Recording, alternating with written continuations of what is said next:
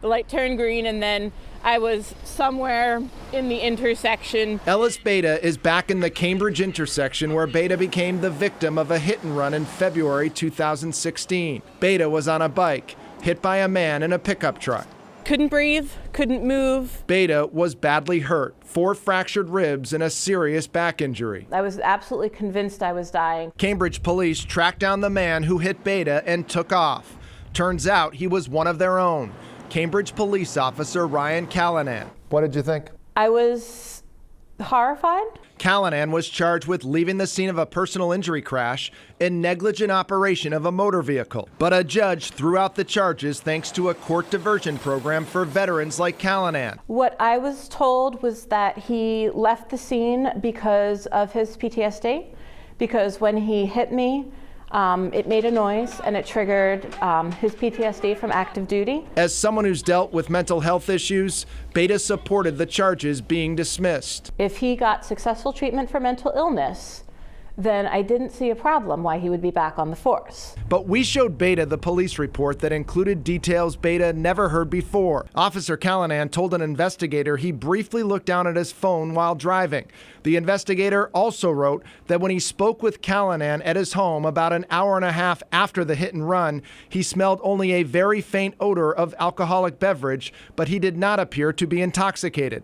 Prosecutors did not allege alcohol played a role in the crash, and he was not charged with an alcohol-related crime. It almost feels like I wasn't told these parts because they thought it would change my mind. But knowing those details, I have my reservations about whether he should be back on the force, because that does show inherent bad judgment. The Middlesex County District Attorney's Office objected to the dismissal of Officer Callanan's charges. The law that let the case be thrown out was known as the Valor Act. It's now called the Brave Act. The diversion program allows veterans to have their criminal charges dismissed if they're clinically diagnosed with a traumatic brain injury, substance abuse disorder, or serious mental illness connected to their military service. 5 Investigates reached out to every district attorney's office to get, for the first time ever, as complete a picture as possible of how the law has been used. Some DAs told us they don't know how many cases have been dismissed because of it.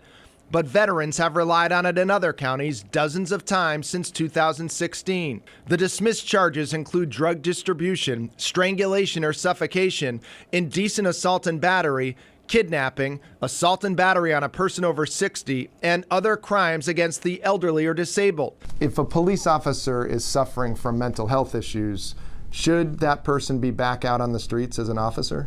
The answer is no. Dan Moynihan has represented numerous police officers who are veterans who've had their criminal charges dismissed. Moynihan says officers only return to duty after they receive treatment. All we're doing here is treating veterans with certain offenses which are symptomatic of their issues that they come back from war with. 4 years after the hit and run, Ellis Beta is uneasy with the outcome of the case. I think I do have a lot more anger at the guy now.